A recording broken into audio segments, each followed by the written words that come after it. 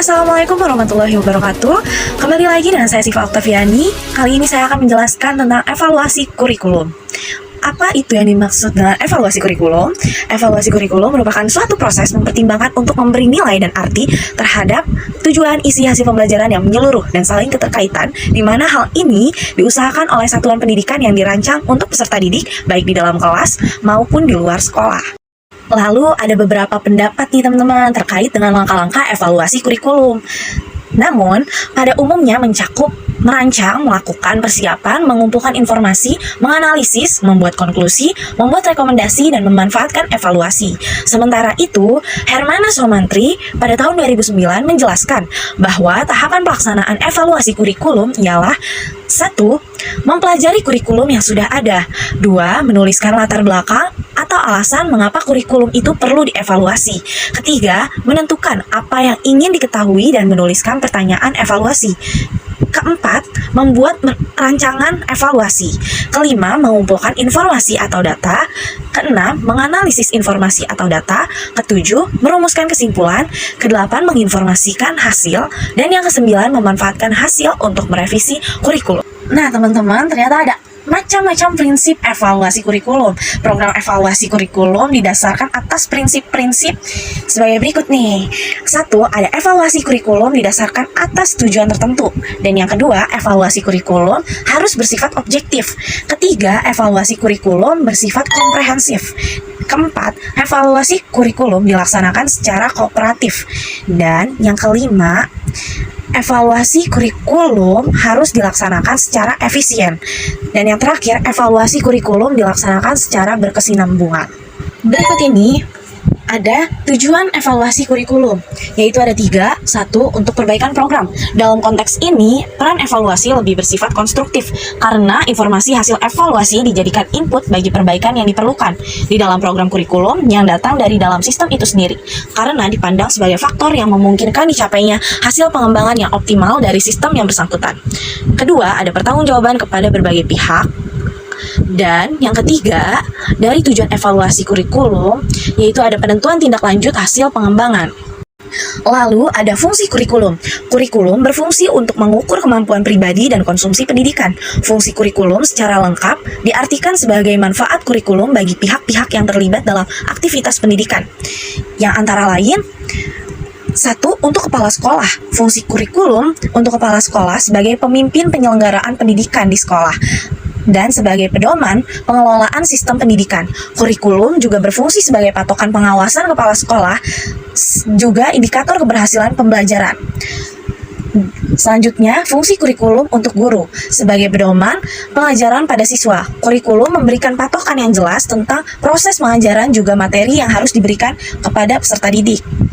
Dan fungsi kurikulum untuk siswa ialah sebagai acuan belajar. Dengan adanya kurikulum, siswa mengetahui materi apa saja yang harus dipelajari dan juga dipahami, sehingga siswa dapat mempersiapkan ujian dengan lebih baik. Ada beberapa model evaluasi kurikulum, di antaranya 1. Measurement. Pada model ini, objek evaluasi dititikberatkan pada hasil belajar, terutama dalam aspek kognitif dan khususnya yang dapat diukur alat evaluasi yang objektif dan dapat dilakukan. Jenis data yang dikumpulkan dalam evaluasi ini yaitu data objektif, khususnya skor hasil tes. Kedua, ada congruence. Pada model evaluasi ini, objek evaluasi dititikberatkan pada hasil belajar dalam bentuk kognitif, psikomotorik, maupun nilai dan sikap. Jenis data yang dikumpulkan ialah data objektif, khususnya skor hasil tes. Dalam kegiatan evaluasi ini cenderung ditempuh dengan berbagai cara, seperti menggunakan prosedur pre and post assessment dengan menempuh langkah-langkah pokok seperti penegasan tugas, pengembangan alat evaluasi, dan penggunaan hasil evaluasi. Lalu analisis hasil evaluasi dilakukan secara bagian demi bagian.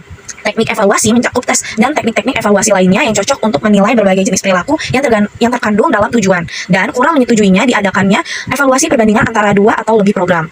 Selanjutnya ada model evaluasi illumination, yaitu objek evaluasi yang mencakup latar belakang dan perkembangan program, proses pelaksanaan, hasil belajar, dan kesulitan-kesulitan yang dialami. Jenis data yang dikumpulkan pada umumnya data subjektif atau judgment data. Dalam kegiatan evaluasi ini cenderung ditempuh pendekatan sebagai berikut, yaitu menggunakan prosedur yang disebut progressive focusing dengan langkah-langkah pokok seperti orientasi, pengamatan yang lebih terarah, dan analisis sebab akibat.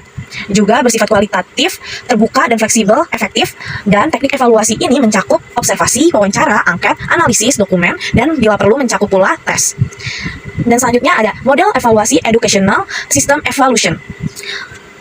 Hasil evaluasi yang diperlukan untuk penyempurnaan program dan penyimpulan hasil program secara keseluruhan. Objek evaluasi ini mencakup input, bahan, rencana, dan peralatan. Proses dan hasil yang dicapai dalam artian yang lebih luas, dan jenis data yang dikumpulkan meliputi baik data objektif maupun data subjektif. Judgment data dalam kegiatan evaluasi ini cenderung ditempuh pendekatan seperti membandingkan performance setiap dimensi program dengan kriteria internal, membandingkan performance program dengan menggunakan kriteria eksternal yang performance program yang lain, dan teknik evaluasi mencakup tes, observasi, wawancara, angket, dan analisis dokumen. Dan yang terakhir ada model CIPP. Nah, pada model evaluasi ini dimaksudkan untuk membandingkan performance atau kinerja dari berbagai dimensi program dengan sejumlah kriteria tertentu untuk menghasilkan judgement atau pertimbangan-pertimbangan mengenai kekuatan dan kelemahan dari kurikulum tersebut. Dalam buku Educational Evaluation and Decision Making dari Staff Blieben pada tahun 1972, CIPP merupakan model evaluasi dengan fokus pada konteks, input, proses, serta produk. Keempat aspek tersebut menjadi bagian penting dalam kegiatan evaluasi kurikulum yang dianggap mencakup keseluruhan dimensi kurikulum. Selanjutnya, pemilihan model evaluasi kurikulum yang sesuai. Ketepatan suatu model tak dapat dilepaskan dari tujuan yang ingin dicapai dari kegiatan evaluasi yang kita adakan.